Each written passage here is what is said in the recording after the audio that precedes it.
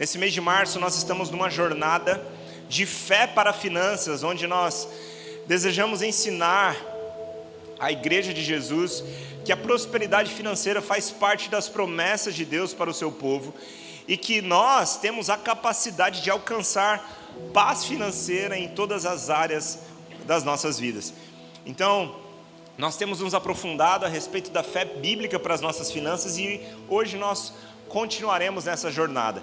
Em paralelo a isso, nós temos um curso sendo lançado de forma completamente gratuita, visando a edificação da igreja, que é um curso que chama Desenrola Crente. Ele carrega o mesmo nome da série e é um curso que vai ser divulgado em breve para você poder acessar de modo online, receber instrução financeira que com certeza vai edificar muito a sua casa. Mas nessa noite eu quero continuar esse ensinamento, esse aprofundamento na palavra com você, no que tange esse assunto, começando por te lembrar daquilo que nós falamos para introduzir o assunto do último domingo a respeito de finanças. A Bíblia diz em Hebreus 10 que nós, os justos, são aqueles que vivem pela fé. Então isso significa que a fé que dizemos ter em Cristo Jesus precisa permear, precisa tocar, precisa ser o caminho pelo qual nós caminhamos e que toca todas as áreas da nossa vida. Se a fé que dizemos ter em Cristo Jesus não toca todas as decisões que tomamos, inclusive as financeiras, nós estamos aquém da expectativa que Jesus tem para a nossa vida. Se a fé que nós dizemos ter não toca o nosso trabalho, nós estamos muito aquém das expectativas de Jesus, que morreu por nós para que nós vivêssemos uma vida pela fé. Se a fé que nós dizemos ter é importante para nós apenas no domingo, das 7 às 9 da noite, quando estamos aqui no culto, quão miserável é a vida que temos vivido diante do nosso Senhor. Mas aqui nessa casa eu sei que nós temos uma família forte na fé. Uma coisa que eu falo desde o início dessa comunidade local é que nós não temos nenhuma ambição de ter um auditório lotado de pessoas vazias do que é o discipulado, de pessoas vazias do que é o chamado de Cristo Jesus. Nós cremos que o crescimento como igreja não tem em si a métrica de avaliação da quantidade de cadeiras no auditório, mas tem a profundidade que nós temos em Cristo Jesus a cada dia enquanto somos amadurecidos por Ele. Nesse caminho de amadurecimento em Cristo Jesus, enquanto nós nos tornamos a cada dia mais parecidos com Ele, naturalmente o reino de Deus cresce, o reino de Deus expande, porque se nós somos parecidos com Jesus, nós temos o zelo que Ele tem com a nossa vida em todas as áreas, inclusive com o amor uns para com os outros, inclusive com a pregação do Evangelho. Naturalmente, Deus vai acrescentando aqueles que vão sendo salvos. Eu me lembro de estar sentado um dia numa mesa de pastores e um deles fez uma pergunta direcionada a mim e falou: pastor, como é que faz uma igreja crescer? Como é esse desenvolvimento de uma igreja? Qual que é o segredo? E naquela oportunidade tinha um pastor 1000 vezes mais experiente que eu na mesa. Eu falei: eu deixo essa resposta para esse pastor. E ele disse assim: meu irmão, ovelha gera ovelha. Não tem segredo. Se elas estão sendo bem nutridas e bem alimentadas, elas vão gerar novas ovelhas, naturalmente. E eu creio que o Cristo que está sendo gerado em nós a cada dia, enquanto nos aprofundamos na palavra, gera outros pequenos Cristos pelo caminho que nós passamos juntamente com Ele. Amém? Que nessa caminhada com Jesus, nosso alvo é ser aperfeiçoado por Ele e a cada dia ver Deus acrescentando aqueles que estão sendo salvos, e nós estamos nessa caminhada. Amém? Visitantes, eu faço também as minhas honras, assim como minha esposa já fez, pela sua presença aqui. Eu oro que você esteja sendo bem acolhido, se sentindo, bem acolhido aqui. No final, eu quero ter uma oportunidade de te dar um abraço, te acolher. Então, se possível, me espere, quero ir lá fora para poder te cumprimentar, tudo bem? Ok, agora, antes da gente entrar de fato na mensagem da noite, eu quero construir uma fundação importante a respeito do trabalho juntamente com você. Lá em Gênesis, no capítulo 1, versículo 28, logo após Deus ter criado o homem, a Bíblia segue relatando da seguinte forma: então Deus os abençoou e disse: sejam férteis e multipliquem-se, encham e governem a terra. possível a gente colocar aqui, criação, Gênesis 1, 28, eu quero chamar a atenção para o que vem a seguir, depois desse trecho que a gente acabou de ler. Sejam férteis e multipliquem-se, encham e governem a terra. Na sequência a Bíblia diz: dominem sobre os peixes do mar, sobre as aves do céu e sobre todos os animais que rastejam pelo chão. Então Deus disse: vejam, eu lhes dou todas as plantas com sementes em toda a terra e todas as árvores frutíferas para que eles possam servir de alimento. Eu quero chamar a atenção, a gente está chegando? Vai dar tempo? Eu quero chamar a atenção para essa palavra dominem. Alguém tem uma palavra diferente na sua Bíblia nesse trecho? Alguém tem aí governem na sua versão? Ok. Você, Manuel? Quem mais? Alguém tem mais alguma coisa diferente de dominem ou governem? Muito bem. Essa palavra dominem, no original, significa de fato governar, ter domínio, dominar, submeter. Ou seja, Deus está falando literalmente para mim, para você, naquele contexto ali, para Adão, como representante da humanidade. Governe, tenha domínio sobre a terra, submeta a terra ao seu governo. Este verbo indica uma ação ativa e contínua. E por que eu estou te dizendo isso? Porque, tendo sido criado para governar sobre a terra, é impossível que a gente imagine Adão deitado numa rede, meio-dia. É impossível que a gente imagine Adão acordando tarde, até porque Deus vinha ter um relacionamento com ele a cada dia.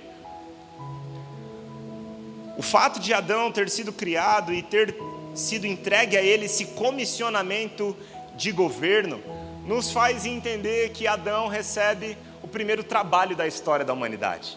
Ele tinha um trabalho divino, um trabalho comissionado por Deus. Deus era o chefe dele, olha só que maravilhoso. É claro que a gente sabe que na sequência da história, em Gênesis, no capítulo 3, o homem cai. E junto com o pecado vem todo tipo de maldição sobre a terra. Então lá no versículo 17 do capítulo 3, a Bíblia diz: maldita é a terra por sua causa. Por toda a vida você terá muito trabalho para tirar da terra o seu sustento. Então agora o cenário muda, pelo fato de que o trabalho que tinha sido dado conforme a essência que Deus compartilha com Adão de forma perfeita, foi deturpado, porque agora a terra é maldita. Então o trabalho passa a ser diferente, o trabalho passa a ser duro, passa a ser difícil, passa a ser sofrido. Quando a gente chegar lá no céu, a gente conversa com Adão. Mas, em sua forma primária, a função de governo que Deus estabelece para o homem implica o trabalho. Você concorda comigo? Então repita comigo: o trabalho foi instituído por Deus. Muito bem. Agora eu não me refiro a um tipo específico de trabalho. Talvez para você, quando você pensa em trabalho, você imagina logo um vínculo de CLT, você imagina logo um metrô lotado às 5 horas da manhã, né? Você imagina logo aquele desafio para poder chegar no lugar, bater ponto. Eu já passei por isso aqui em São Paulo, inclusive, também. Hoje eu não preciso pegar o metrô 5 horas da manhã, mas já passei por essa fase da minha vida, que talvez você esteja passando hoje, mesmo que você talvez não queira seguir nela. Eu sei que é duro, gente, não é fácil. Então talvez quando você pense em trabalho, você não associa algo tão bom assim. Mas se Deus abrir uma porta em que hoje você pode tirar o seu sustento, valorize o que Ele tem confiado nas suas mãos. Embora o metrô lotado e suado talvez faça parte da sua vida, se você serve um Deus que te ama e que tem o melhor para você, você tem a oportunidade de ressignificar o propósito pelo qual você faz o que faz. Abençoada seja a linha vermelha do metrô no horário de pico. Eu sei o que é ser cuspido do metrô na linha vermelha, horário de pico, eu sei. Eu sei que é ter que dar uma empurrada para você entrar no metrô. Eu me lembro de um dia, nunca me esqueço desse dia. Ficou marcado. Minha esposa chegou, ela vai me dar bronca depois, mas eu vou falar, tudo bem. Não esqueça de um dia, eu vou ser discreto. Eu estava com um amigo meu, voltando do trabalho. Eu trabalhava no banco e eu passava períodos aqui em São Paulo, alguns meses aqui. Enfim, eu me lembro de estar num metrô lotado, na linha vermelha, voltando à noite do trabalho. E a gente entrou naquele jeito, que não cabia mais ninguém atrás. A porta passa espremendo assim, ó. Você sabe o que é isso, né? Aí, eu estava com um amigo gaúcho. E ele deu um grito assim, não sei se vai ser engraçado, mas na hora para mim foi. Ele falou assim: eita tchê, se alguém dá um, todo mundo morre. Gente, vergonha alheia, mas naquele momento, com um sovaco na cara do outro, todo mundo espremido, só o Senhor para nos sustentar. Graças a Deus pelo metrô de São Paulo. 5,2 milhões, se eu não me engano, de pessoas usam o metrô de São Paulo todos os dias. Abençoada é a linha vermelha do metrô também e todas as outras linhas. Vamos lá. O que foi, linda? Tá? Foi muito, tudo bem? Você vai conversar comigo depois?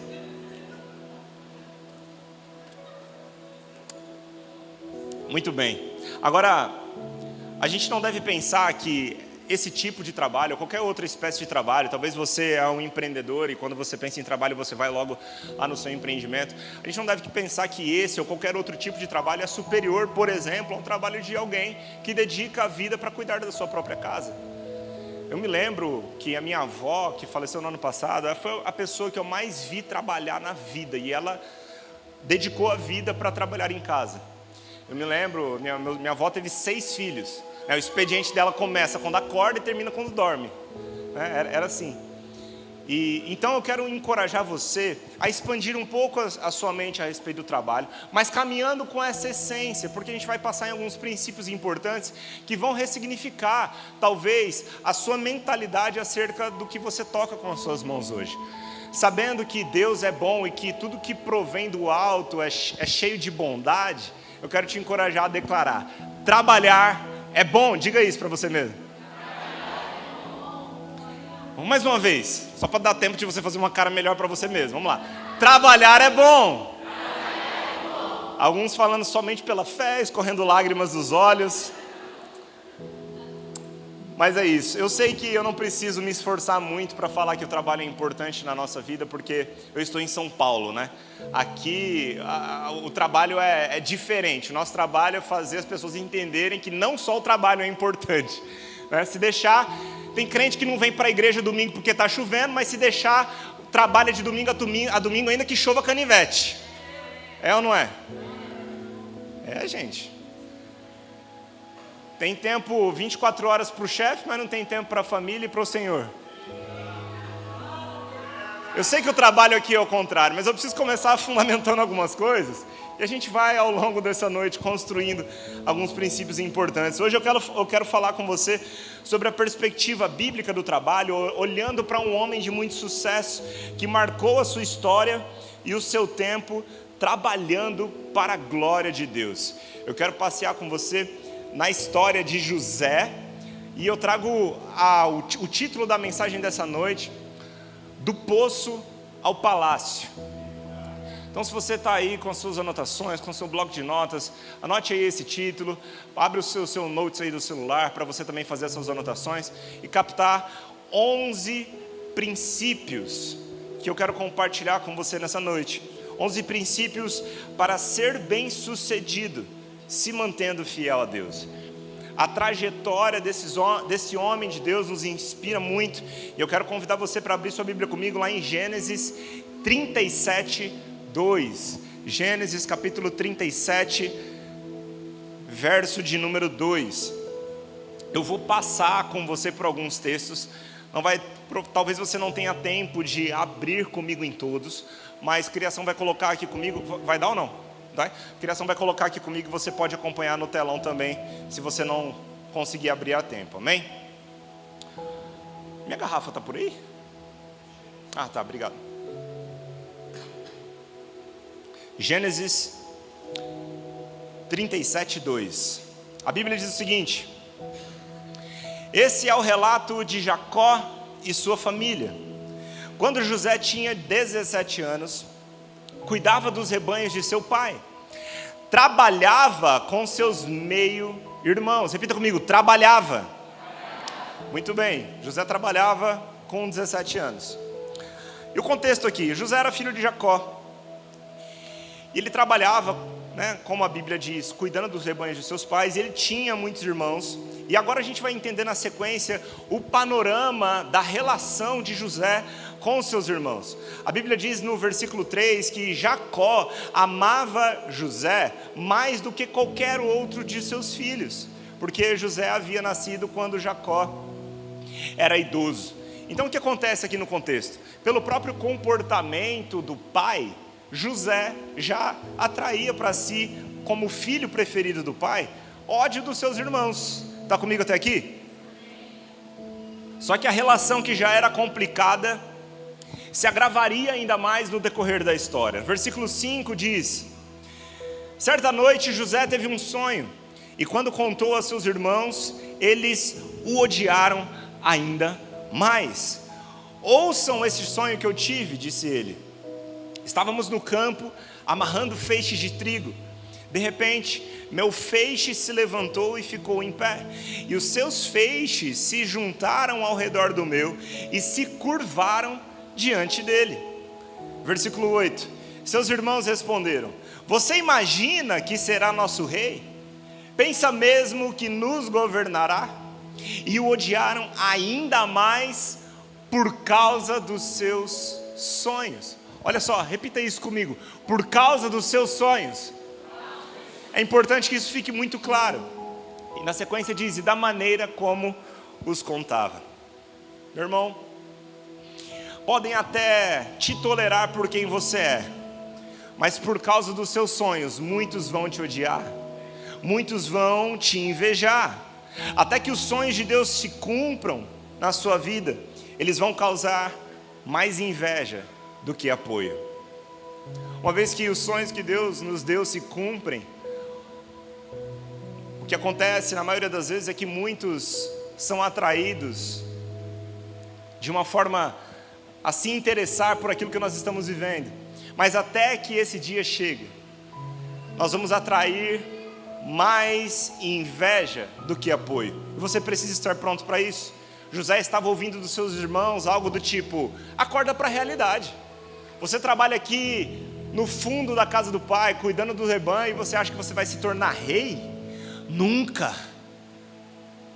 Eu não sei se você, ao compartilhar com alguém os sonhos que Deus colocou no seu coração, talvez você tenha um sonho de empreender e essa empresa se tornar conhecida, ou talvez você tenha um sonho de que os seus negócios impactem de uma forma muito significativa no meio em que você vive.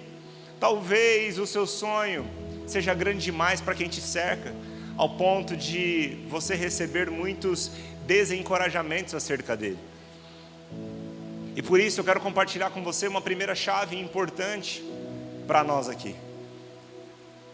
A questão contextual da história de José é um paralelo, mas eu quero trazer isso para a nossa vida e nos fazer refletir. Princípio número 1: cuidado com quem você compartilha, com quem você compartilha os seus sonhos. Quando você receber uma visão, cuidado com quem compartilhar. A maioria das pessoas não tem dificuldade de conviver com quem sonha pequeno, mas com quem sonha grande é um pouco mais difícil. Você está comigo até aqui? Amém. Agora, tem um ponto importante. José compartilha os seus sonhos com seus irmãos, com a sua família, com aqueles que deveriam o apoiar, mas eles são os primeiros a odiarem ainda mais. O verso 18, a Bíblia diz: quando os irmãos de José o viram, o reconheceram de longe, e antes que ele se aproximasse, planejaram uma forma de matá-lo. Lá vem o sonhador, disseram uns aos outros. Vamos matá-lo e jogá-lo numa das cisternas. Diremos ao nosso pai: um animal selvagem o devorou. Então veremos o que será dos seus sonhos. Repare que agora a guerra não é apenas contra José, mas contra os seus sonhos. A guerra passa a ser contra os sonhos de José. E eu não sei se no contexto que você vive, pessoas têm tentado minar os sonhos que Deus depositou no seu coração. Eu espero que essas pessoas não sejam aqueles que se dizem irmãos e estão do seu lado aqui, porque na igreja do Senhor Jesus deveriam estar aqueles que vão encorajar uns aos outros.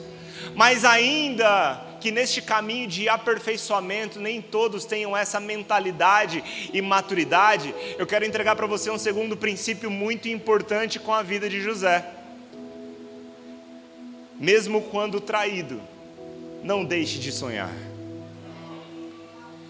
Repare que José em nenhum momento retrocede por causa da oposição dos irmãos.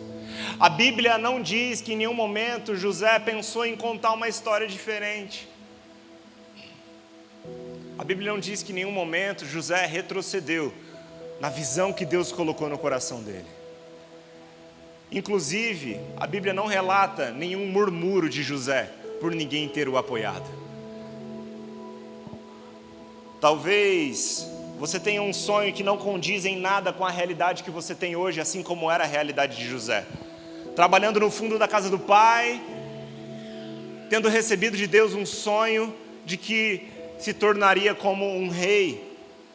Mas mesmo quando fizerem de tudo para soterrar os seus sonhos, não deixe de sonhar. Mesmo quando quem deveria te apoiar, te passar a perna, não deixe de sonhar. Amém?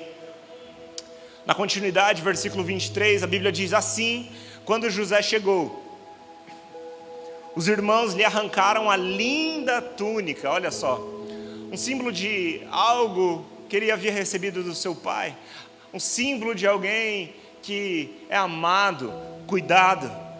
E a Bíblia diz: os irmãos lhe arrancaram a linda túnica que ele estava usando e o agarraram e jogaram na cisterna vazia, ou seja, sem água, literalmente num poço. Imagine-se no lugar de José, alguém que tem tudo, um filho mimado, de repente está no fundo de um poço, sem esperança e sem saída.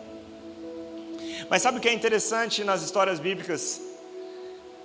É que elas se parecem muito com as nossas.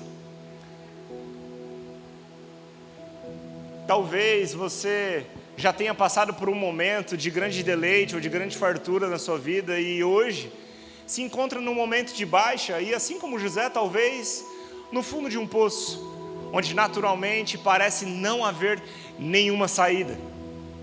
Mas a história de José nos inspira, porque quando os irmãos pensaram que estavam enterrando os sonhos de José, a verdade é que eles estavam potencializando a capacidade dele de depender do Senhor. O que acontece no decorrer da história é muito inspirador e é muito importante, mas antes eu quero deixar o terceiro ponto com você. Se você estiver no fundo do poço, olhe para o alto. É tão óbvio, é tão simples, mas é tão significativo para a nossa fé, porque o fundo do poço é um lugar sem saída, a não ser que ela venha do alto. E nós, aqueles que caminhamos com fé no Filho único de Deus, precisamos nos lembrar que independente dos desafios, independente das circunstâncias, independente dos poços que talvez passaremos nessa vida, é do alto que continua e continuará vindo o nosso socorro. Aleluia! O fundo do poço é uma oportunidade de virada para a sua vida e para os seus sonhos, para os sonhos que Deus colocou no seu coração a respeito de negócios talvez, que pareçam inalcançáveis, mas meus irmãos, os sonhos de Deus na maioria das vezes serão inalcançáveis para nós. A grande questão é que muitas vezes pensamos ou até cogitamos a possibilidade de, com a força do nosso próprio braço, construir os sonhos que Deus nos deu. E é verdade que para o cumprimento da visão que Deus te deu, Ele conta com você e você precisa sair do seu lugar, porque a fé pede uma ação. Mas nós nunca podemos esquecer que a nossa dependência precisa estar no Senhor. Quando nós fechamos os nossos olhos e deitamos a cabeça no travesseiro, nós precisamos nos lembrar que nós estamos servindo aquele que dá aos seus enquanto eles dormem. O nosso sono ao Senhor, o nosso sono precisa nos lembrar que nós servimos a um Deus que é muito maior do que aquilo que nós podemos conquistar com as nossas mãos. Nosso sono precisa nos lembrar que nós estamos num lugar de descanso nas mãos do Criador dos céus e da terra. E aquele que confiou uma visão na sua mão é o mesmo que encarrega de caminhar junto com você no cumprimento dela. Amém? Você está comigo até aqui? Na sequência da história, dos versos 25 ao 28, a gente vê uma chave de virada que acontece enquanto José está no fundo do poço. A Bíblia diz que os irmãos disseram da seguinte forma: o que ganharemos se matarmos o nosso irmão o que ganharemos se matarmos o nosso irmão e encobrirmos o crime? Em vez de matá-lo, vamos vendê-lo aos negociantes ismaelitas. Negociantes estavam passando ali naquela região. E naquele momento, José ganha um novo destino. Tendo sido vendido para os irmãos, agora José vai para o Egito. E agora a gente chega no capítulo número 39 para a gente ganhar tempo e continuar nessa jornada da história de José. José chega ao Egito e ele vai servir na casa de Potifar, um oficial egípcio. No versículo número 2 a Bíblia diz: o Senhor estava com José, por isso ele era bem sucedido. Repita comigo: bem sucedido em tudo o que fazia no serviço da casa de seu senhor egípcio. Potifar percebeu que o Senhor estava com José e que lhe dava sucesso em tudo o que fazia. Satisfeito com isso, nomeou José como seu assistente pessoal e o encarregou de toda a casa e de todos os seus bens. A partir do dia que José foi encarregado de toda a casa, de todas as propriedades de Potifar, o Senhor começou a abençoar a casa do egípcio por causa de José. Meu Deus, tudo corria bem na casa, e as plantações e os animais prosperavam. Repara que existia uma casa de Potifar antes de José e uma casa de Potifar depois de José pisar lá. Isso me leva a entender, isso me ensina algo muito importante. O segredo do sucesso não está no lugar que você e eu pisamos, mas em quem vai conosco, dentro de nós, onde nós adentramos. José começa a ganhar destaque e projeção maior que um escravo. Ele chega como escravo e agora ele começa a ser promovido. Porque a presença de Deus, porque o Senhor estava com José, aonde ele pisava, aquela realidade tinha que mudar. Isso me leva ao princípio número 4 dessa noite. Mesmo em um lugar improvável, não pare de trabalhar. Não deixe de ser fiel àquilo que Deus tem confiado nas suas mãos hoje. Ah, pastor, mas é que se eu estivesse trabalhando em tal lugar, em tal empresa, ou se eu já fosse dono do meu próprio negócio, aí a coisa seria diferente. Você, crente, deveria saber que aquele que não é fiel no pouco não será fiel no muito. Você, crente, deveria ser aquele que vai ser o melhor no lugar onde você está hoje, porque você carrega aquele que desceu do céu, você carrega aquele que criou os céus e terra, você carrega aquele que estava lá quando Deus fez tudo o que fez. Poder criativo está em você, sabedoria de Deus está sobre você. Eu e você hoje, nova aliança em Cristo Jesus, temos a mente de Cristo. Meu irmão, então onde nós pisamos, nós vamos com a herança que Deus nos deu. Nós vamos, juntamente com todas as bênçãos que se tornaram disponíveis em Cristo Jesus, desde que a obra do Calvário foi consumada. Então aonde a gente pisa, onde a gente coloca a planta dos nossos pés, ali tem que mudar uma realidade. Talvez você não esteja vendo isso acontecer na sua realidade atual, porque você está esperando ver algo mudar para você ser fiel a Deus. enquanto na verdade a sua fidelidade a Deus deveria fazer você mudar o ambiente que você está. O processo é ao contrário. Nós já carregamos a maior herança que alguém poderia ter nessa terra, a presença de Deus em nós, e isso é suficiente. Amém. Glória a Deus. Glória a Deus. Está recebendo algo nessa noite? Muito bem. Talvez você nesse momento se questione assim: pastor, mas é que você não sabe como é o meu trabalho. Se você estivesse lá, se você conhecesse o meu chefe, se você conhecesse o meu sócio, se você visse como está o lugar. Deixa eu te lembrar de uma coisa. Paulo, na sua carta aos Efésios, ele traz um encorajamento aos escravos para serem fiéis aos seus senhores. Naquele contexto, o que Paulo está dizendo para os escravos é: independente da sua função, independente daquilo que você está fazendo, seja fiel a Deus. Seja fiel a Deus, tema a Deus, faça o melhor com aquilo que Deus tem colocado nas suas mãos. Porque, meu irmão, olha só, eu não estou dizendo que Deus apoiava o contexto daquele lugar. Eu estou dizendo que em Cristo Jesus, tendo a mente de Cristo, nós podemos fazer o que a Bíblia diz. Que o apóstolo Paulo diz na sua primeira carta aos Coríntios, no capítulo 10: façam tudo para a glória de Deus. E se você faz tudo para a glória de Deus, você não faz como quem faz para os homens, você faz como quem faz para o Senhor. Então, independente do contexto que você está, a sua entrega, a sua excelência deve ser a mais alta e a mais elevada, porque você não está fazendo para homens. O posicionamento de José, de ser fiel a Deus, fez com que a trajetória dele começasse a mudar. Do fundo do poço, agora ele começa a galgar novas funções dentro da sua vida, de acordo com aquilo que o Senhor estava permitindo que ele vivesse. Continuando no versículo 6, a Bíblia diz que Potifar entregou tudo que possuía aos cuidados de José.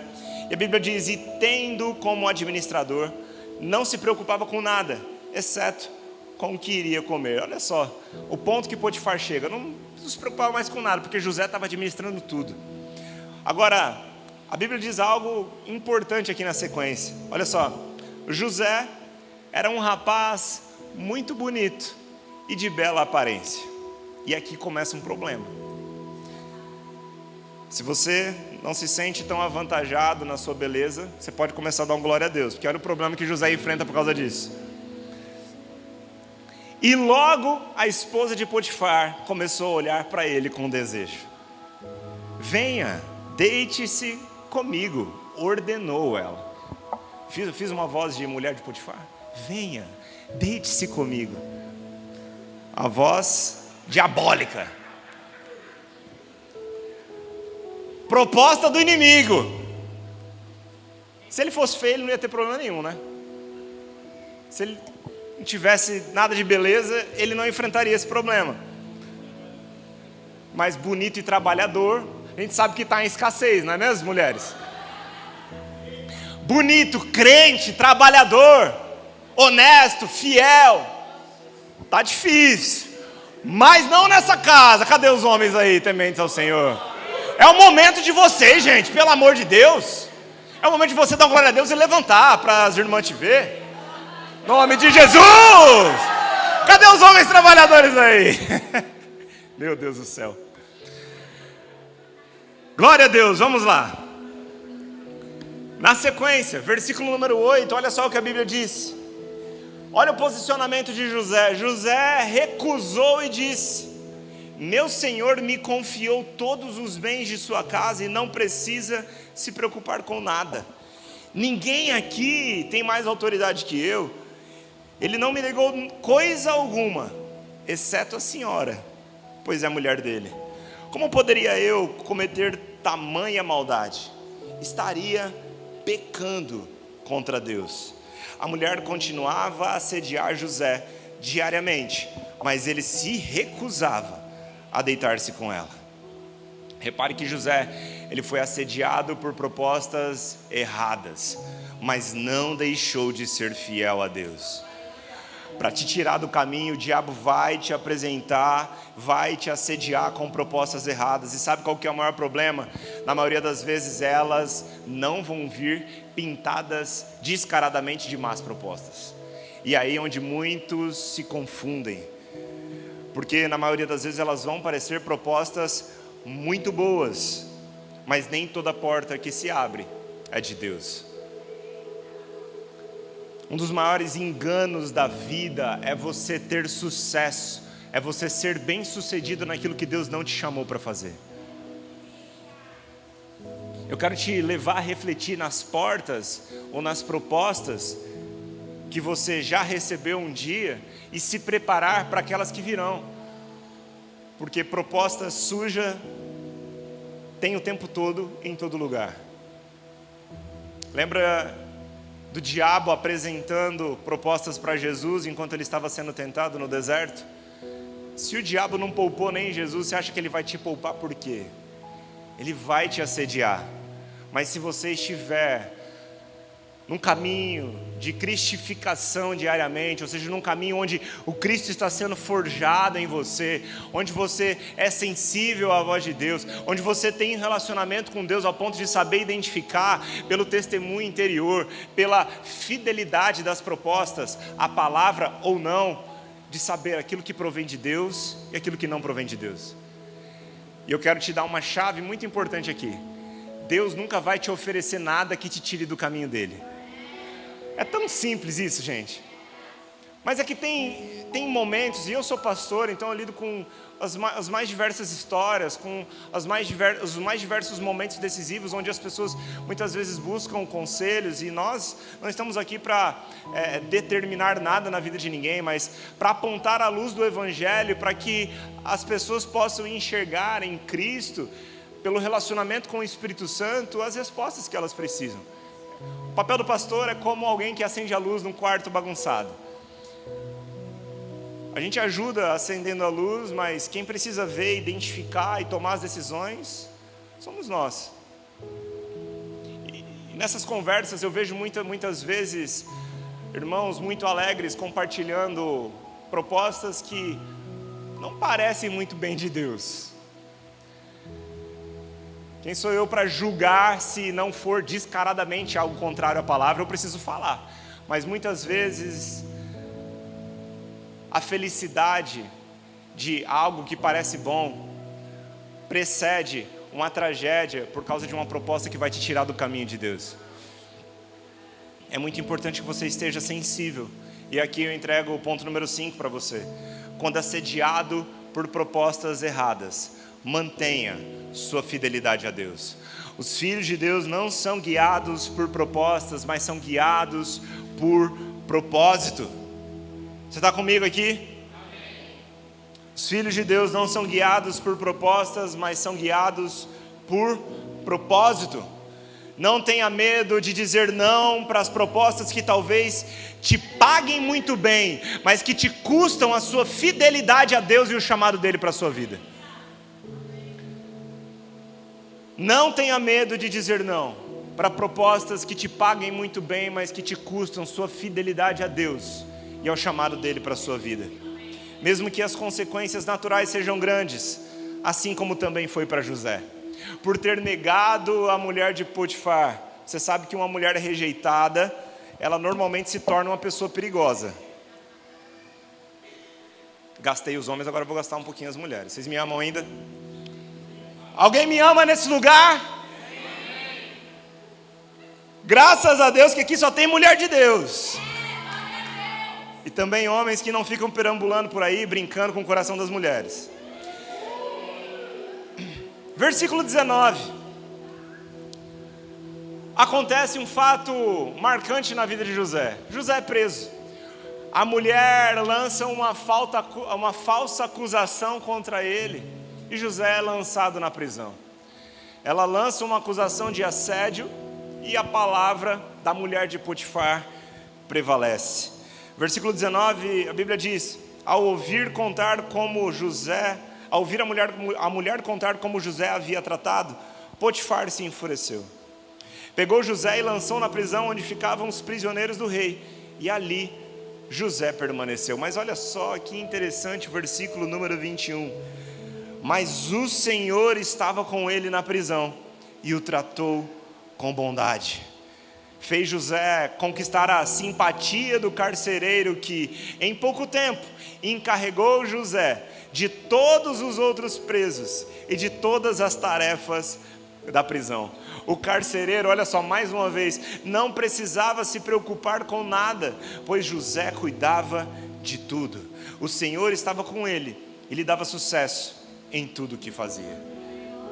Mais uma vez José mudando uma realidade. Ele chega na prisão, se torna o chefe dos presos. Meu irmão, isso aqui não é uma fábula. A história de José é real. E ela nos inspira não apenas por ser uma história de uma linda trajetória, mas nos inspira porque Deus estava com ele, e o mesmo Deus que estava com ele hoje está em nós. Então nós podemos olhar para essa história e para essa trajetória como um bom exemplo. Porque a prisão é um lugar de injustiça, mas se Deus está conosco é tudo o que precisamos, porque mesmo quando parece que está tudo dando errado, a verdade é que está tudo dando muito certo. Tudo depende da nossa perspectiva e da fé e convicção naquele que estamos ouvindo a voz. Se você está ouvindo a voz de Deus em cada passo que você dá, meu irmão, não se preocupe se em algum momento o seu lugar for uma prisão, o seu lugar for um lugar de desafios dentro do seu negócio, ou dentro do seu trabalho, dentro da empresa que você trabalha hoje, ainda que seja um lugar que talvez você tenha sido retirado de uma função, colocado em uma outra função e pareça ter sido injustiçado, ou até mesmo tenha sido injustiçado naturalmente, como foi com a história de José. Lembre-se que todas as coisas cooperam para o bem daqueles que amam a Deus e que vivem de acordo com o seu propósito. Sabe, eu sei que no mundo corporativo, onde as pessoas estão olhando muito mais e somente em muitos casos para o que as pessoas têm a oferecer a elas, e essa cultura meritocrática muitas vezes nos chateia, e as tantas injustiças que existem dentro do mercado de trabalho muitas vezes nos fazem ser injustiçados. Lembre-se que a sua fidelidade a Deus nunca pode ser corrompida. Eu estava conversando com um irmão há pouco tempo atrás, e eu não tenho nada contra a meritocracia no mundo corporativo não, tá? Acho que é uma boa forma de avaliar, de metrificar o desempenho daqueles que estão ali trabalhando. O ponto é que ela nem sempre funciona, né? O ponto é que às vezes você é aquele que está fazendo muito bem, mas vem alguém e te enfia uma faca por trás e você acaba sendo injustiçado. Eu sei disso. E recentemente eu estava ouvindo a história de um irmão aqui da igreja. Ele disse para mim: pastor, vou te contar um pouquinho da minha história. Eu comecei trabalhando com isso e eu estava sendo muito bem sucedido nesse trabalho, até o dia que meu chefe chegou para mim e falou: é o seguinte, eu preciso só que você assine aqui, para que você possa validar tal negócio, mas essa assinatura validava na verdade uma fraudulência. Ele falou assim: preciso só que você assine, a sua assinatura vai te valer 50 mil reais, eu vou te pagar. E ele falou: pastor, naquele momento eu me vi tendo a oportunidade de decidir pelo caminho do Senhor, pela minha fidelidade a Deus, e eu disse para ele que eu não faria. E o chefe dele virou para ele e disse assim: olha, se você não assinar, tenha ciência que você está acabando com a sua carreira. Ele falou: tudo bem, que assim seja. Na semana seguinte ele foi mandado embora e procurou emprego em muitas outras empresas dentro desse ramo. Nunca mais ele conseguiu ser aprovado em nada. Ele ficou queimado dentro desse ramo fraudulento, que não é fraudulento por si só, mas onde existe pessoas que não foram redimidas, irmãos, o pecado governa. Mas ainda que tenha sido queimado no mercado, A consciência dele diante dos céus estava brilhando, assim como deve ser a nossa consciência hoje diante daquilo que nós fazemos com o Senhor. Você não pede licença, ou não deve pedir licença para o Espírito Santo para fazer algo errado. Você faz algo errado na companhia de Deus. Você tem noção? Você carrega o Espírito Santo enquanto você está fazendo algo que não agrada a Ele. É nesse momento que aqueles que têm um relacionamento com Deus e decidem por fazer algo errado, no seu testemunho interior recebem um alerta: retome para o caminho. Graças a Deus que há misericórdia do Senhor sobre nós, porque elas se renovam a cada dia. Então, se talvez você em algum momento foi tentado ou foi assediado e cedeu a propostas erradas, é tempo de você se reposicionar. A graça de Deus, o favor imerecido de Deus hoje está apontado para você, dizendo: arrependa-se e volte para mim. Há perdão enquanto há tempo de arrependimento. Que seja um tempo também de reposicionamento em nossos corações nessa noite. E aqui eu quero entregar o ponto número 6 para você. As consequências da fidelidade são melhores que os deleites da desobediência. As consequências da fidelidade são melhores que os deleites da desobediência. A fidelidade a Deus muitas vezes nos trará consequências, mas prefira as consequências da fidelidade do que os deleites da desobediência. Porque as coisas boas que essa terra tem a nos oferecer ficam aqui, mas aquilo que plantamos aqui, colhemos na eternidade, ecoa por toda uma eternidade. E deixa eu te falar uma coisa: mais vale estar numa prisão com o Senhor do que fora dela, preso nas muitas coisas sujas que essa terra tem a nos oferecer. Eu vou repetir porque eu não sei se tem alguém pegando alguma coisa aqui, vocês estão muito quietos nessa noite. Mais vale estar numa prisão com o Senhor do que fora dela, presa ou preso nas muitas coisas que essa terra tem a nos oferecer, nas muitas sujeiras que essa terra tem a nos oferecer. Os deleites momentâneos não se comparam com a glória eterna que nós teremos com o nosso Senhor. Não vale, meu irmão, não vale. Você não levará nada que essa terra tem a te oferecer daqui, além da vida eterna que o Senhor já te concedeu. Então aquilo que semeamos aqui precisa ser com essa perspectiva celestial, de que existe uma colheita eterna. Agora, indo para o capítulo número 40 de Gênesis, a gente vai caminhar para o final da história, e eu vou entregar para vocês aqui os últimos pontos que essa história me ensina, e eu creio que isso vai te ensinar também. Existe um momento em que José, ele tem um encontro com o chefe dos copeiros que ofenderam o seu senhor e agora estavam na prisão junto com ele. O faraó se enfureceu com 2 oficiais e mandou eles para a prisão. E eu quero ler com você a partir do versículo número 5, que diz o seguinte: certa noite, enquanto estavam presos, o copeiro e o padeiro tiveram, cada um sonho, e cada sonho tinha o seu significado. Quando José os viu no dia seguinte, notou que os 2 estavam perturbados e perguntou: por que vocês estão preocupados? Eu quero chamar a sua atenção para essa pergunta que José faz: por que vocês estão preocupados? José, imagina, meus irmãos, José estava preso, mas essa pergunta demonstra o coração de alguém que se importa com quem está do lado. Talvez o fundo do poço ou a prisão seja um lugar de tamanha insatisfação para você que você desconsidera e esquece as pessoas que te cercam. Talvez você se sinta o último coitado dessa terra ao ponto de deixar de expressar o Deus que está dentro de você. Nenhuma condição terrena deveria mudar o propósito celestial que está no seu coração. Nenhuma injustiça terrena deveria mudar o comportamento cristocêntrico que deveria exalar da sua vida. Nós seguimos aquele que deu a outra face. Nós seguimos aquele que mesmo do alto de uma cruz olhou para eles e disse: Pai, perdoa-os, porque eles não sabem o que fazem. Jesus, mesmo no seu momento de maior sofrimento, clamou ao Pai por perdão, por misericórdia, por aqueles que estavam ofendendo.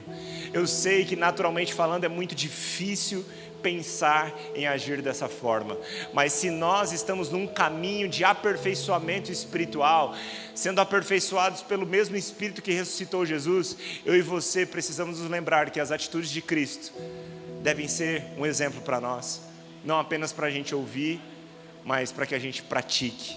José olha para o lado e se preocupa com o próximo, mesmo estando ele num lugar de injustiça. E aqui eu chego ao ponto número 7. Mesmo quando injustiçado, jamais deixe de fazer o bem.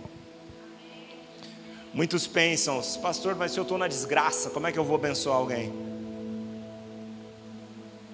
Não se esqueça que o bem mais valioso que você tem está dentro de você, e não tem como ninguém tomar de você. Aleluia! E aquele que compartilhou esse tesouro também te deu a missão de compartilhar esse tesouro. As pessoas precisam do Cristo que você carrega, independente do lugar que você esteja pisando. Ou melhor, no lugar que você está pisando hoje, existe uma oportunidade de você apresentar aquele que te tirou de um lugar de trevas, te transportou para um reino de luz, mudou a sua história, redimiu os seus pecados, enquanto o castigo que nos trouxe a paz estava sobre Jesus Cristo de Nazaré, a nossa eternidade teve o seu destino alterado. Estávamos destinados à ira de Deus, ao inferno, a um lugar de separação de Deus eternamente, mas Ele nos redimiu. E se Ele nos redimiu e mudou a nossa história, é para que onde nós tenhamos a oportunidade de pisar a planta dos nossos pés, ali também essa mensagem de redenção seja anunciada. Paulo escreve parte das suas cartas estando na prisão. Na prisão, junto com Silas, Paulo gera um grande testemunho. E, meu irmão, os lugares mais improváveis, junto com as pessoas mais improváveis, são grandes oportunidades para que a glória do Senhor se manifeste. Você está comigo até aqui? Mas olha só, na sequência, José pergunta: por que vocês estão preocupados? Eles responderam, versículo número 8: essa noite nós tivemos sonhos, mas ninguém sabe nos dizer o que significam. A interpretação dos sonhos vem de Deus, disse José. Contem-me o que sonharam. José então, com o favor de Deus, revela o sonho e pede para que o copeiro se lembrasse dele, porque, como você sabe, ele estava ali de forma muito injustiçada. Mas o que acontece? José revela o sonho do copeiro. Mais tarde o copeiro é solto, e você não imagina o que aconteceu. O copeiro esqueceu de José. As pessoas têm uma tendência, e eu e você somos esses também, a esquecer o bem que nos fazem muitas vezes. Temos uma tendência a carregar e lembrar com muito mais facilidade o mal que nos fazem. Nesse caso, José revela o sonho, José soluciona um problema e pede: se lembrem de mim quando vocês estiverem lá fora. O que acontece? Eles se esquecem de José. Mas aqui eu chego num ponto muito importante dessa história. Número 8. Quando esquecido por homens, lembre-se que Deus não se esquece de você. Às vezes, por causa do esquecimento das pessoas, a gente pensa que Deus se esqueceu de nós. Talvez no meio que você trabalha hoje, ou no meio que você esteja tirando o sustento, ou que Deus esteja provendo o sustento para a sua casa hoje, você esteja se sentindo esquecido, ou em algum momento pode parecer que os homens se esqueceram de você, porque de fato isso pode acontecer. Mas lembre-se, Deus, Ele jamais se esquecerá de nós. Isaías 49:15 diz: pode a mãe se esquecer do filho que ainda mama? Pode deixar de sentir amor pelo filho que ela deu à luz? Mesmo que isso fosse possível, eu não me esqueceria de vocês. Eu me lembro num dado momento na minha carreira, onde apareceu uma proposta, uma oportunidade muito boa, no lugar onde eu estava trabalhando, e naquele contexto aquela oportunidade não foi dada a mim. Naquele mesmo momento apareceu uma outra oportunidade num lugar. A proposta era que eu mudasse para Curitiba. E era uma proposta muito boa naquele contexto. Era para ganhar mais do que eu ganhava, era uma proposta que me promoveria para um lugar que me daria a oportunidade de dar um passo importante na minha carreira. E eu me lembro que naquele momento, a minha mulher é muito guiada pelo Espírito Santo. Eu vou contar aqui porque eu acho que ela já contou isso aqui também e a gente não tem problema de falar sobre isso. Mas ela estava passando por um momento muito difícil na vida dela. Nós estávamos sofrendo muitas pressões. E eu me lembro que, naturalmente, a tendência do homem é querer fugir dos problemas. E quando essa proposta apareceu para a gente se mudar para Curitiba, não tinha nada a ver com o que a gente entendia que era o chamado de Deus para nós. Mas naquele momento minha esposa falou, é para lá que a gente tem que ir. Não está vendo? Olha só essa proposta, vai nos levar para um lugar melhor, a gente vai precisar ficar lidando com isso aqui. Mas a gente teve uma conversa e eu me lembro a gente ter decidido, nós vamos escutar a voz do Senhor. Se o Senhor não está nos mandando ir, a gente não vai. E graças a Deus que a gente não foi, porque tendo seguido a vontade de Deus e o caminho de Deus, assim nós progredimos no cumprimento do chamado dele, e assim nós estamos aqui nessa noite. Eu volto a tocar nesse ponto das propostas, sabe? Elas vão vir apresentadas para você na maioria das vezes como boas propostas, mas saiba avaliar, especialmente com a voz do Espírito Santo, aquilo que Deus tem para você. Porque muitas vezes nós, por termos sido esquecidos por homens, temos uma tendência maior de estarmos agora mais sensíveis e suscetíveis a abraçar qualquer coisa que vem pelo caminho. Deus não te criou para viver qualquer coisa. Ele tem um plano e um propósito perfeito para você. Busque nele a direção dele, ainda que o caminho, ou ainda que a porta que ele venha a abrir para você, nada se pareça com uma porta muito boa. Mais vale estar nas portas certas com o Senhor do que nas erradas fora do caminho dele. Glória a Deus. Verso 41. A Bíblia diz, 2 anos inteiros se passaram e o faraó, lembra do copeiro? Estava trabalhando com o faraó. O faraó sonhou que estava em pé na margem do rio Nilo. Ninguém tinha a revelação desse sonho, mas quem estava lá junto com ele? O copeiro. 2 anos depois, mesmo tendo se esquecido de José por muito tempo, nesse momento da necessidade da revelação de um sonho, ele se lembrou do dom que Deus havia dado a José. E aí o que acontece? Na mesma hora, o faraó mandou chamar José e ele foi trazido depressa da prisão. José agora teria uma oportunidade de apresentar o Deus que deu o dom, de revelar o Deus que deu o dom de revelar sonhos para ele. Era um encontro oportuno, não apenas para fazer com que José escapasse da prisão, saísse da prisão, mas era um encontro oportuno para apresentar o Deus que ele crê e serve para os outros. Então, estando José diante do faraó, a gente vai ver que José revela o sonho que Faraó, dá o significado ao sonho de Faraó. A gente vai ver mais para frente o que acontece na caminhada aqui, mas eu quero chamar a sua atenção para esse ponto.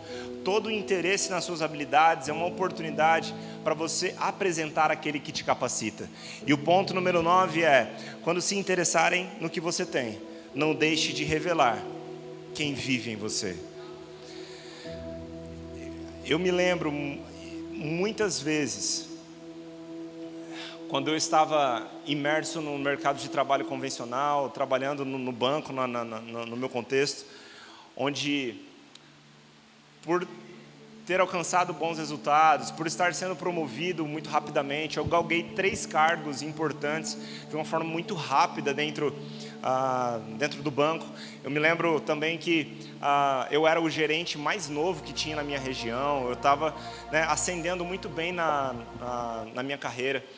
E as pessoas, quando vinham ter alguma conversa comigo, nós somos sempre tentados a talvez não compartilhar do Evangelho de Jesus, Mas essa era uma oportunidade, eu sempre fazia um esforço para me lembrar do comissionamento que Deus me deu e do porquê eu estava ali. Trabalhando no banco, eu orei por enfermos, pessoas receberam Jesus na minha mesa de gerente. Eu desrespeitei um pouco as regras do trabalho, mas eu obedeci ao Senhor. Eu me lembro de uma mulher chorando na minha mesa, recebendo Jesus, confessando ao Senhor. Eu me lembro de um médico que estava me aguardando para ser atendido, ele começou a passar mal e ele começou a babar e desmaiou, e eu levantei no meio da agência, meti a mão na cabeça dele e falei: volte em nome de Jesus, espírito de morte vai embora, volte à vida agora em nome de Jesus. Todo mundo vendo. Estava correndo sérios riscos ali, mas ele estava correndo risco maior que eu. E aquele homem voltou. E as pessoas olhavam para mim, tipo, o que você fez? O Deus a quem eu sirvo é poderoso para fazer infinitamente mais do que nós podemos pedir ou pensar. Sempre vai ser sobre Jesus, meu irmão. Sempre vai ser sobre Ele. E agora o que acontece é que José, estando diante de Potifar, estando diante do faraó, Potifar já ficou para trás na história, tem a oportunidade de, usando o dom que Deus deu para ele, para a glória de Deus, tem a oportunidade de fazer reconhecido o nome dele. A Bíblia diz, no versículo 38, o faraó perguntou aos oficiais: será que encontraremos alguém como este homem? Sem dúvida, há nele o Espírito de Deus.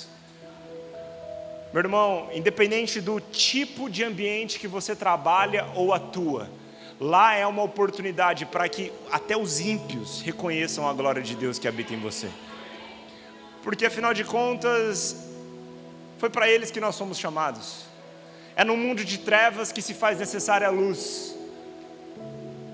Então talvez você esteja no seu trabalho hoje pensando: pastor, mas como que eu queria trabalhar num lugar de crente? Como que eu queria trabalhar, sabe, num lugar onde todo mundo é crente? Não vou te falar que seria muito mais fácil, embora deveria ser. Tem muitas coisas muitas histórias que a gente escuta que às vezes não condiz muito. Mas, meu irmão, lembre-se que o lugar que você está é um lugar onde a manifestação da presença de Deus deve acontecer. Se você está no lugar que você está, com as pessoas que você está, tocando o ambiente que você toca, influenciando na esfera que você influencia, é porque lá as pessoas necessitam ouvir de você a missão que Deus te confiou a entregar. Reconciliem o mundo com Deus. O ministério da reconciliação foi nos dado, e ainda que não aceitem essa mensagem, é nosso papel entregá-la. Você está comigo até aqui? A consequência, o que acontece é que José é levantado como governador do Egito. Eu já entreguei o ponto número 9 e agora eu caminho para o ponto número 10.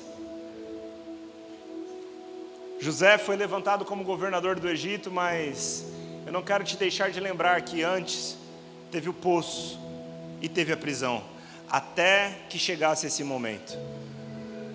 Versículo 39, então o faraó disse a José: uma vez que Deus lhe revelou o significado dos sonhos, é evidente que não há ninguém tão inteligente ou sábio quanto você. Você ficará encarregado da minha corte, e todo o meu povo obedecerá às suas ordens. Apenas eu, que ocupo o trono, terei uma posição superior à sua. Faraó acrescentou: eu o coloco oficialmente no comando de toda a terra do Egito. Então o faraó tirou do dedo o seu anel com o selo real e pôs no dedo de José. Mandou vesti-lo com roupas de linho fino e pôs uma corrente de ouro em seu pescoço. Chegou um momento de glória. Chegou um momento onde José estava sendo exaltado. Depois de uma longa caminhada, de um longo sofrimento, agora José, tendo estado no poço, tendo passado pela prisão, ele chega ao palácio. Mas, chegando nesse lugar, eu quero te fazer lembrar do processo que levou José até lá. Porque muitas vezes, quando Deus nos dá um sonho a respeito de um lugar de evidência ou de um lugar de exposição, nós desconsideramos o processo que vai nos levar até esse lugar. Quando Deus compartilha uma visão conosco, muitos de nós queremos estar lá amanhã, sem passar pelo processo que vai nos fazer chegar até lá. A gente volta naquele lugar de seja fiel no pouco e o muito lhe será acrescentado. Ninguém chega no palácio se não tiver o coração do processo. Você pode ler de Gênesis 37 ao 41 que nós lemos aqui. Você não vai encontrar em nenhum lugar José murmurando.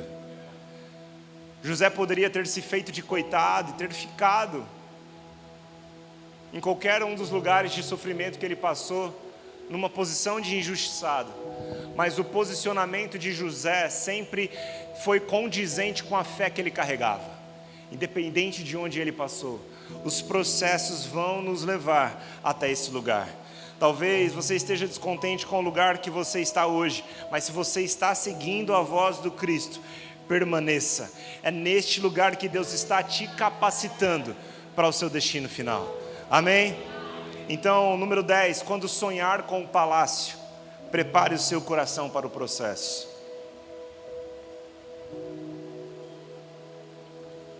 E agora eu quero caminhar com você para o último ponto dessa noite. Você está comigo ainda ou você já dormiu? Capítulo 41, versículo 56.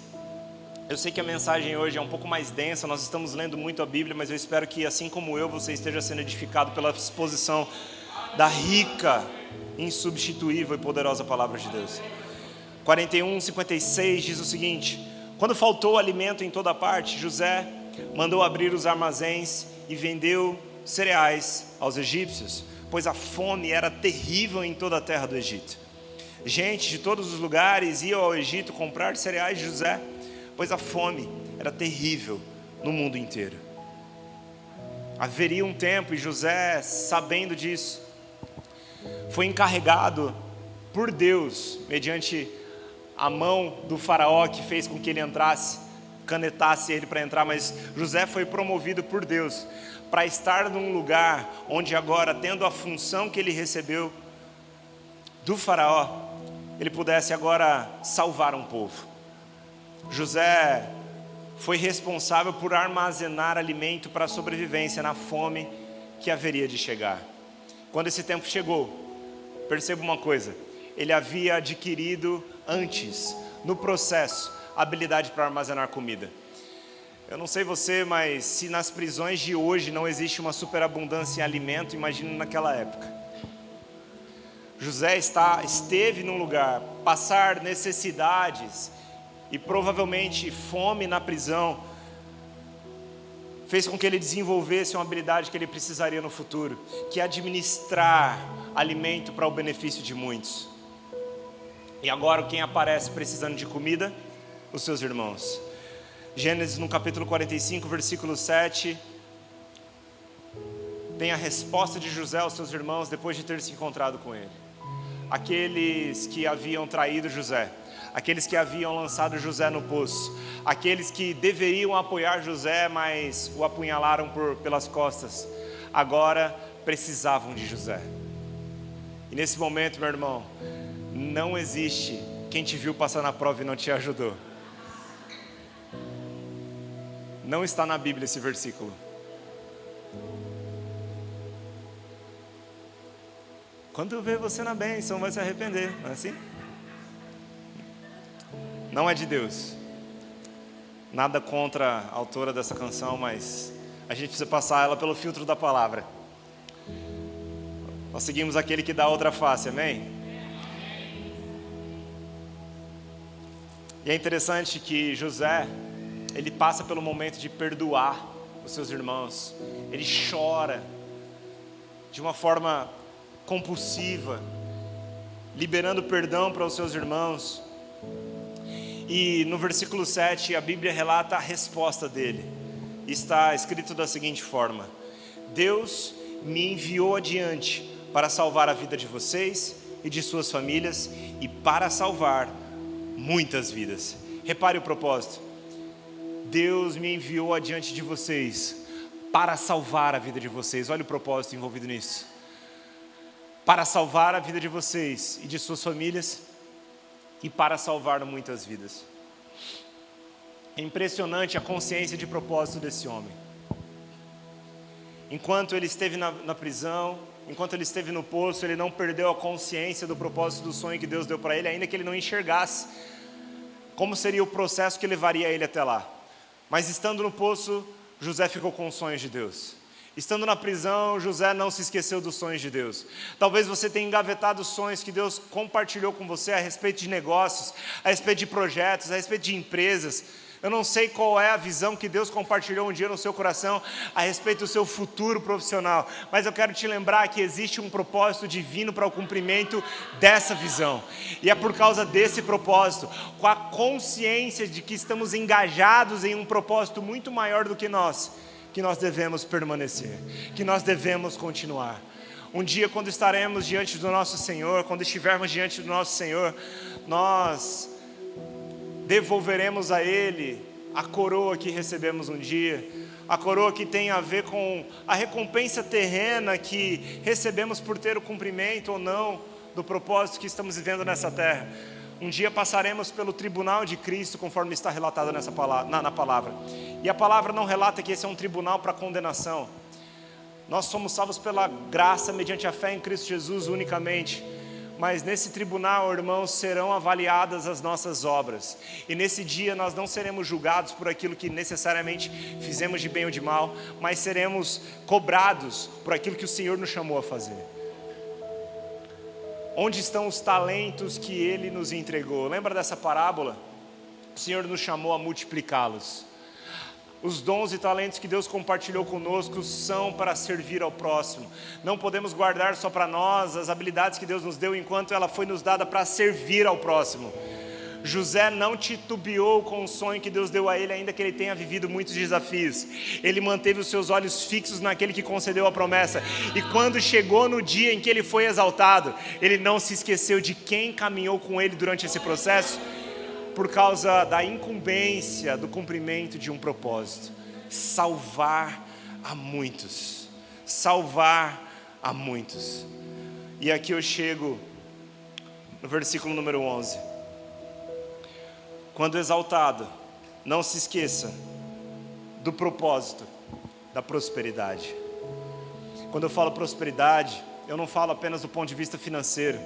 Tem muitas pessoas que são tão miseráveis que só têm dinheiro. Ser próspero, mas vai muito além do saldo que tem na sua conta. Ser próspero, ou também ser bem-sucedido, é ser alguém cheio de Deus em todas as áreas da sua vida. Ser próspero é ser alguém que entende o chamado de Deus e cumpre o seu chamado de forma excelente, valorizando aquilo que Deus confia nas suas mãos. E por causa da entrega de José, por causa da diligência de José, por causa do cumprimento do chamado de José, ele salva a muitos. A entrega de José, o sacrifício de José, salva a muitos.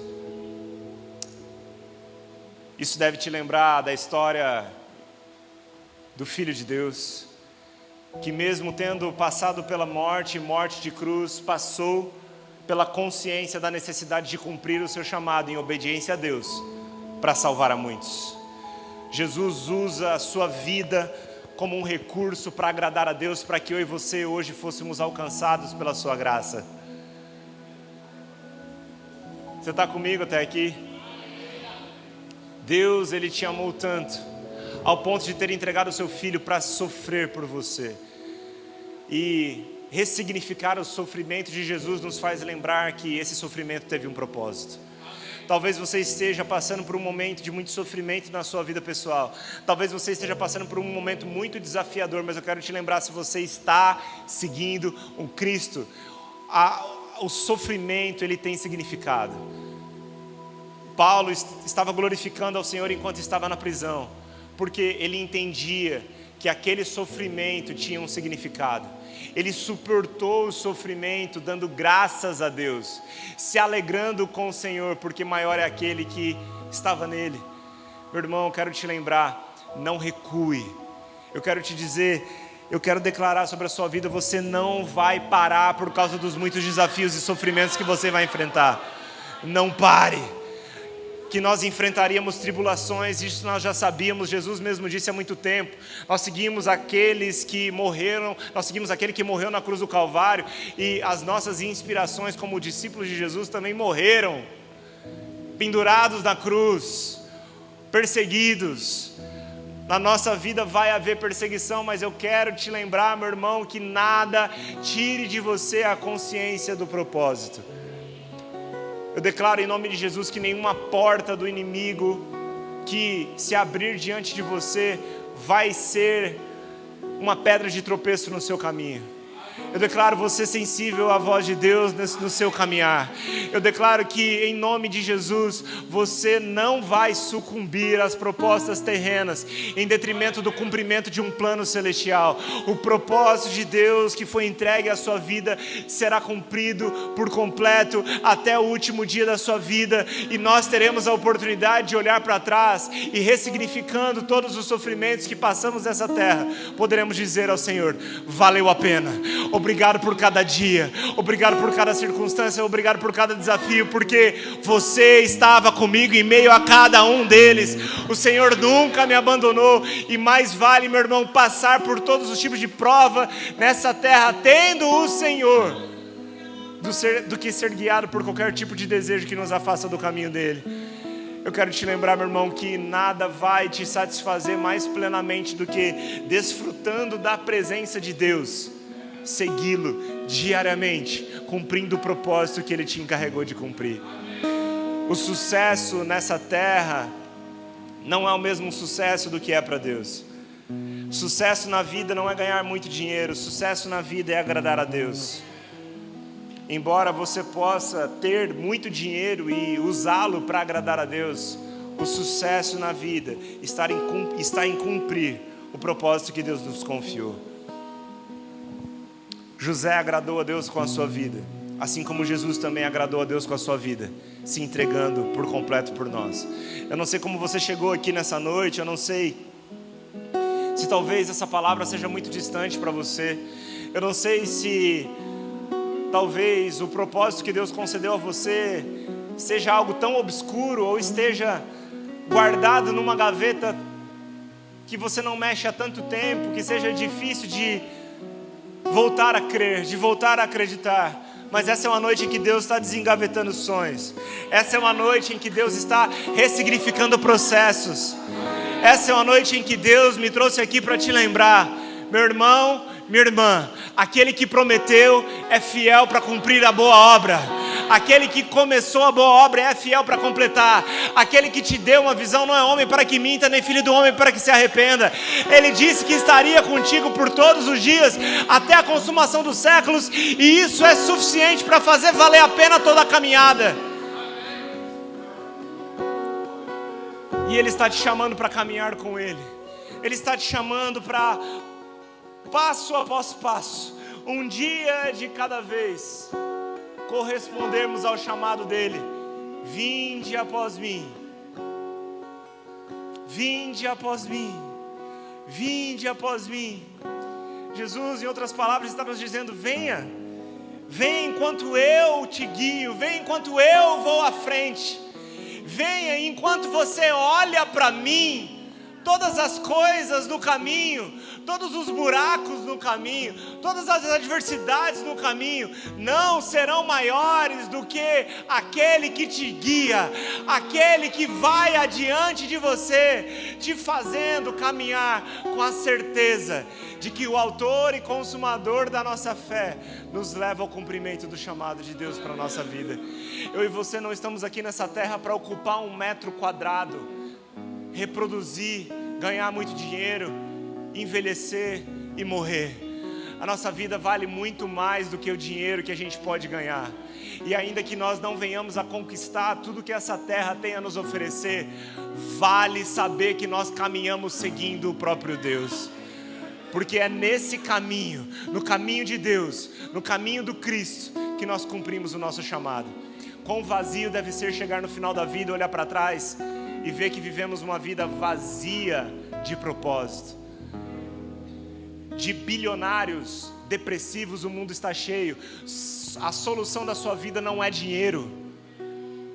Quanto antes você entender isso, melhor vai ser a sua vida. Eu vou repetir: a solução da sua vida não é dinheiro. Quantas pessoas vêm para a igreja atrás de uma porta de emprego, e Deus, Ele é poderoso, meu irmão. Deus, Ele é tão bom que é impossível chegar diante dEle sem ser presenteado. Sabe, Deus ele é um bom pai. Um pai que tem prazer em conceder os sonhos, em fazer realizar os sonhos dos seus filhos. Mas que a consequência de caminhar com Deus não vire o nosso propósito. O propósito da sua vida não é você ter um bom emprego. Talvez você entrou aqui buscando uma resposta para a sua vida financeira, e em Cristo você encontra, porque Ele é a resposta para todas as coisas. Mas existe uma resposta muito maior do que aquela que o seu bolso clama. É a resposta da sua alma, clamando por salvação e por significado da sua existência. Emprego nenhum, trabalho nenhum, empresa nenhuma, carro nenhum vai fazer você viver a plenitude do que Deus tem para você. Se o seu propósito era esse até agora, mude. Permita que Deus toque o seu coração, transforme as suas paixões, te dê novos desejos, desejos eternos, desejos que transcendem o tempo em que vivemos e que ecoam por toda a eternidade. A resposta que você e eu precisamos está em Cristo.